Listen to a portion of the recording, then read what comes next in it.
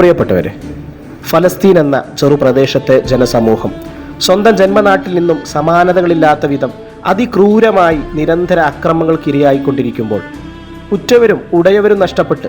ഏത് നിമിഷവും തങ്ങൾക്കുമേൽ വന്ന് പതിക്കാവുന്ന ഇസ്രായേലിയൻ ബോംബുകൾക്കും വെടിയുണ്ടകൾക്കും ഇനിയും തകർക്കാൻ സാധിക്കാത്ത തങ്ങളുടെ മൗലികാവകാശത്തിൻ്റെ പോരാട്ട വീര്യം, സ്വന്തം പിഞ്ചോമനകളുടെ വിശപ്പിൻ്റെ വേദനയ്ക്ക് മുമ്പിൽ പോലും നിസ്സഹായരായിട്ടും അവർ ലോകത്തോട് തങ്ങളുടെ അവകാശ സംരക്ഷണങ്ങൾക്ക് മാത്രം യാചിക്കുമ്പോൾ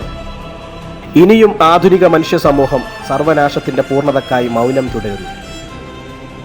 നമുക്കറിയാം, ചരിത്രത്തിൽ വംശഹത്യയുടെ മുൻകാല ഏകാധിപതികളായ എല്ലാ ഭരണാധികാരികളും അവർ നടപ്പാക്കിയ കൂട്ടക്കുരുതികൾ യാഥാർത്ഥ്യമായത് ലോകത്ത് എല്ലായിടത്തും അതാത് കാലങ്ങളിലെ മനുഷ്യ വിഭാഗത്തിൽ നിന്നും സ്വന്തം ജനത ആക്രമിക്കപ്പെടുന്നത് വരെ ഇത്തരത്തിലുള്ള തികഞ്ഞ മൗനവും ഭരണവർഗത്തോടുള്ള ഭയവും മാത്രമായ പ്രതികരണമാണ് എന്ന് നാം മറക്കരുത്.